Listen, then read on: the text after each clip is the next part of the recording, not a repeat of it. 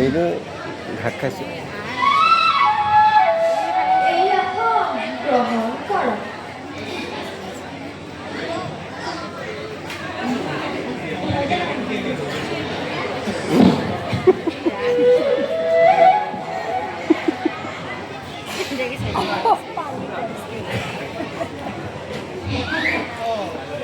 গুৰুদেৱ, আজি মই পৰম সৌভাগ্য।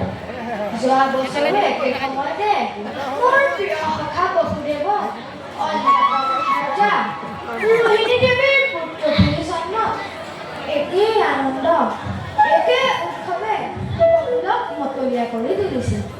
ঈশ্বৰৰ অনুগ্ৰহত চকুলা দেৱে এক অভূতপূৰ্ব পুত্ৰৰত্ন লাভ কৰিছিল। আশীৰ্বাদ কৰক গুৰুদেৱ। তোমাৰ পুত্ৰক আশীৰ্বাদ কৰিব পৰা শক্তি মোৰ নাই। তোমাৰ পুত্ৰ নিজে কল্যাণ, তেওঁ কেতিয়াও অকল্যাণ হ'ব নোৱাৰে। গুৰুদেৱ, আপোনাৰ কথাৰ তাৎপৰ্য মই একো বুজি পোৱা নাই। যুৱৰাজ কৈছে আপোনাৰ পুত্ৰ নিজে কল্যাণ, পৰাচক কথাটো ভাল পাতি কওক। কোন লিপিকাই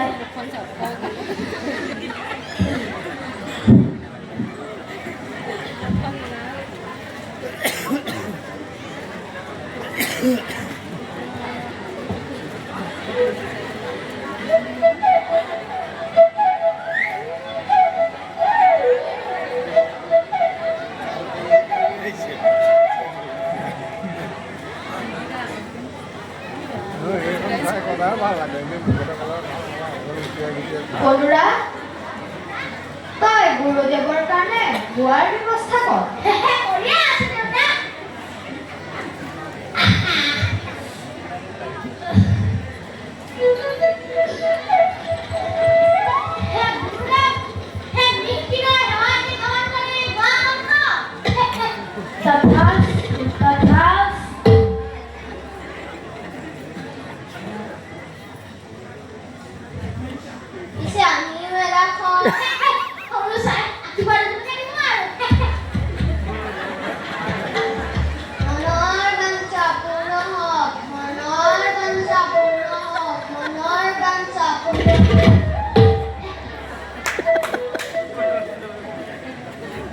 যুৱৰাজ, মই মোৰ কৰ্তব্য শেষ কৰিলোঁ। বহুবাৰ ভাবি গুণি গণনা কৰি যি পালোৱে কওঁ শুনো। বিচক্ষণ লক্ষণযুক্ত দুয়োটি শিশুৱে ঐশ্বৰিক শক্তিলৈ জন্মিছে নাই। অতি বলৱান হ'ব পুত্ৰ ৰোহিণী, সেয়েহে তেওঁৰ নাম থলো বলিয়া। উপৰুৱা নাম হ'ব বলাই, আনজন হ'ব ৰূপে গুণে জগতৰ শ্ৰেষ্ঠ। সেয়েহে তেওঁৰ নাম থলো শ্ৰীকৃষ্ণ। উপৰুৱা নাম হ'ব তেওঁক সকলোৱে কানাই বুলিয়ে মাতিব। এয়া আপোনাৰ পুত্ৰৰ কৰণী লওক। দিয়ক গুৰুদেৱ, পৰম কৃতাৰ্থ হ'লো।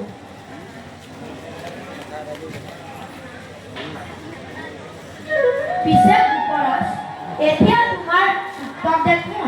ৰাণী, অ ৰাণী, পুত্ৰকে বাহিৰলৈ আহাচোন। আজি আমাৰ আনন্দ থবলৈ ঠাই নাই।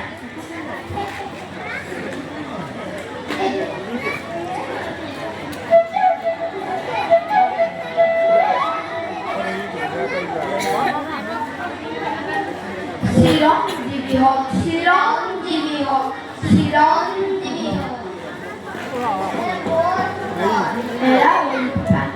সঁচাকৈ বৰ। পিছে যুৱৰাজ, এতিয়া আমি বিদায়হে মাগিছোঁ। গুৰুদেৱ, তেনেকৈ অধ্যাপক লাজ নিদিব। পোনাকণৰ জাতকৰ্মৰ দান ধাৰা গ্ৰহণ কৰিব লাগিব। যোৱা ৰাণী, তুমি সকলো যোগাৰ